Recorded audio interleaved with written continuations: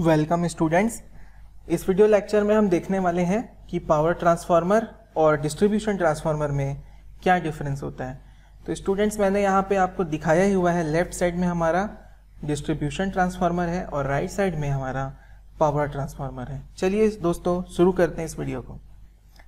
पहला जो हमारा डिफरेंस है that is type of network, कि जो टाइप ऑफ नेटवर्क यूज़ होता है जिसमें हम पावर ट्रांसफार्मर को यूज़ करते हैं वो अलग होता है, और जिसमें डिस्ट्रीब्यूशन ट्रांसफार्मर को यूज़ करते हैं वो अलग होता है। तो उसका हम देख लेते हैं। हमने एक इमेज लिया हुआ है। इस इमेज में जब हमारा जनरेशन होता है, ये हमारा जनरेटिंग प्लांट है, तो यहाँ पर वोल्टेज को स्टेप अप करने के लिए जो ट्रांसफार्मर यूज़ होता है दैट इज़ पावर ट्रांसफार्मर। और बीच में ट्रांसमिशन लाइन के बीच में इसमें सब स्टेशन में जो ट्रांसफार्मर्स यूज़ होते हैं हमारे, वो ट्रांसफार्मर आपके ट्रांसमिशन सब स्टेशन में जो यूज़ होते हैं वो पावर ट्रांसफार्मर होते हैं। लेकिन कुछ ऐसे ट्रांसफार्मर भी होते हैं जो कंज्यूमर एंड पर इंस्टॉल किए जाते हैं, जैसे कि डोमेस्टिक यूज़ के लिए या इंडस्ट्रियल यूज़ के लिए, और वहाँ पर स्टेप डाउन करने की ज़रूरत होती है क्योंकि सप्लाई का जो वोल्टेज होता है बहुत ज़्यादा होता है, लगभग 33,000 11,000 के बीच में होता है। तो उस 11,000 वाले वोल्टेज को हमको कम वोल्टेज में, लो वोल्टेज में कन्वर्ट करना पड़ता है ताकि डोमेस्टिक यूजर्स उसको यूज़ कर सकें। तो वहाँ पर जो ट्रांसफार्मर यूज़ होता है दैट इज़ डिस्ट्रीब्यूशन ट्रांसफार्मर। जैसे यहाँ पर एक ट्रांसफार्मर है वो डिस्ट्रीब्यूशन ट्रांसफार्मर है, यहाँ पर एक यूज़ किया हुआ है हमने वो डिस्ट्रीब्यूशन ट्रांसफार्मर है। तो डिस्ट्रीब्यूशन पर्पस के लिए यूज़ होने वाले ट्रांसफार्मर्स को हम कहते हैं डिस्ट्रीब्यूशन ट्रांसफार्मर, और पावर ट्रांसमिशन के लिए, ट्रांसमिशन पर्पस के लिए यूज़ होने वाले ट्रांसफार्मर्स को हम पावर ट्रांसफार्मर कहते हैं। तो चलिए नेक्स्ट हमारा डिफरेंस है वो देख लेते हैं। That is because of availability of rating. Rating की अवेलेबिलिटी, जैसे रेटिंग हमको पता है पावर रेटिंग होती है हर ट्रांसफार्मर की, तो रेटिंग के अकॉर्डिंग भी उनको डिफरेंशिएट किया जा सकता है, पावर ट्रांसफार्मर को और डिस्ट्रीब्यूशन ट्रांसफार्मर को। तो वोल्टेज की जो रेटिंग है वो भी इसमें आती है। तो जो वोल्टेज की रेटिंग्स जिसमें यूज़ किया जाता है पावर ट्रांसफार्मर को वो है 33 kV, 66 kV, 110 kV, 200 kV और 400 kV। तो इन वोल्टेज रेटिंग्स के लिए पावर ट्रांसफार्मर का यूज़ किया जाता है। इसके अपोजिट है ना 11 kV या उससे कम वोल्टेज के लिए डिस्ट्रीब्यूशन ट्रांसफार्मर को यूज़ किया जाता है। यहाँ पर मैं आपको प्राइमरी और सेकेंडरी दोनों के ही वोल्टेज मैं यहाँ पर बता रहा हूँ।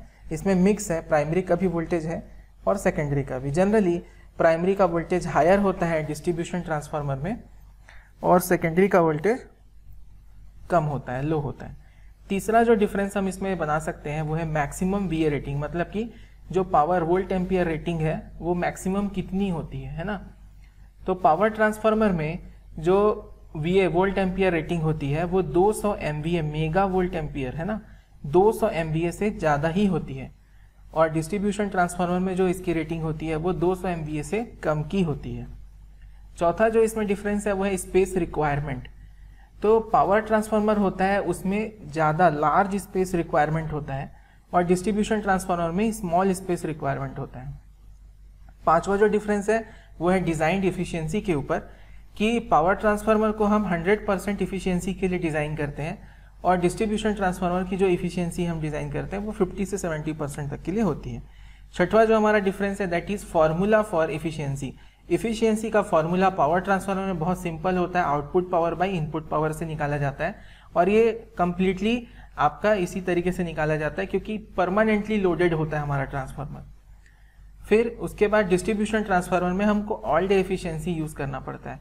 ऑल डे एफिशिएंसी का फार्मूला यूज़ करने का मतलब है कि हम उसमें लोडिंग को ध्यान देते हैं, और लोडिंग के बाद हम उसके पावर फैक्टर्स को ध्यान देते हैं। जबकि पावर ट्रांसफार्मर में ऐसा नहीं होता, उसमें परमानेंटली 24 घंटे वो लोडेड होता है ट्रांसफार्मर, उसमें कोई भी अलग अलग हम घंटे के लिए अलग अलग लोडिंग के हिसाब से इफिशियंसी कैलकुलेट नहीं करते।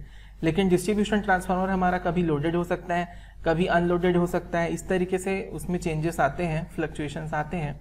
इसलिए वहाँ पर इफिशियंसी को कैलकुलेट करने के लिए ऑल डे इफिशियंसी का फार्मूला फॉर 24 आवर्स यूज़ करना पड़ता है। सातवां जो डिफरेंस है वो एप्लीकेशन के ऊपर में है। पावर ट्रांसफार्मर का जो एप्लीकेशन है वो जनरेटिंग स्टेशंस में, ट्रांसमिशन स्टेशंस में यूज़ किया जाता है ना, जनरेटिंग पर्पस ट्रांसमिशन में ट्रांसमिट करने के लिए पावर को वहाँ पे यूज़ किया जाता है।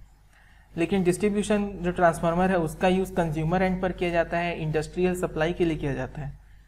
आठवां जो हमारा डिफरेंस है that is based on losses. Losses के ऊपर है पावर ट्रांसफार्मर में दो तरह के लॉसेस होते हैं, आयरन लॉस और कॉपर लॉस, और दोनों ही 24 घंटे होते हैं क्योंकि 24 घंटे हमारा जो ट्रांसफार्मर है हर दिन लोडेड होता है। लेकिन डिस्ट्रीब्यूशन ट्रांसफार्मर के केस में ऐसा नहीं होता, उसमें आयरन लॉस तो 24 घंटे होते हैं, लेकिन कॉपर लॉस तभी उसमें होते हैं जब ट्रांसफार्मर आपका लोडेड होता है, मतलब उसमें से लोड लिया जाता है। ठीक है, 9th जो आपका डिफरेंस है वो है लोड फ्लक्चुएशंस के ऊपर में। ठीक है, तो पावर ट्रांसफार्मर होता है उसमें बहुत ही कम लोड फ्लक्चुएशन होता है, very less load fluctuation, load में होने वाला फ्लक्चुएशन बहुत कम होता है, आइडियली कांस्टेंट होते हैं। लेकिन डिस्ट्रीब्यूशन में जो लोड का फ्लक्चुएशन है बहुत ज़्यादा हाई होता है। तो डिस्ट्रीब्यूशन ट्रांसफार्मर में जो लोड है, लोडिंग की जो कैपेसिटी है, उसमें जो फ्लक्चुएशंस होते हैं बहुत ज़्यादा होते हैं। ठीक है, कभी भी कोई लोड कनेक्ट होता रहता है, कभी भी डिसकनेक्ट होता रहता है। इसके बाद है flux density. Maximum flux density की वैल्यू किस में ज़्यादा होती है, पावर ट्रांसफार्मर में या फिर डिस्ट्रीब्यूशन ट्रांसफार्मर में? तो पावर ट्रांसफार्मर में जो मैक्सिमम फ्लक्स डेंसिटी है वो ज़्यादा होती है, और डिस्ट्रीब्यूशन ट्रांसफार्मर में मैक्सिमम फ्लक्स डेंसिटी की वैल्यू बहुत कम होती है। तो इस तरीके से स्टूडेंट्स मैंने ये 10 डिफरेंस आपको करवा दिए हैं। आप इसको डीपली स्टडी करें, समझें, वीडियो को दोबारा देख लें और नोट्स बना लें। अगर वीडियो अच्छा लगा तो लाइक ज़रूर करें, शेयर करें अपने साथ पढ़ने वाले दोस्तों के साथ, और इसको चैनल को सब्सक्राइब जरूर कर लें क्योंकि मैं आगे और भी दूसरे नए नए सब्जेक्ट्स के वीडियोज़ आपको देता रहूँगा। और अपने जो भी आपको डाउट्स हैं, जो भी चीज़ें हैं, तो आप अपने कमेंट्स है ना मुझे इस वीडियो के कमेंट बॉक्स में सबमिट कर करके दे सकते हैं।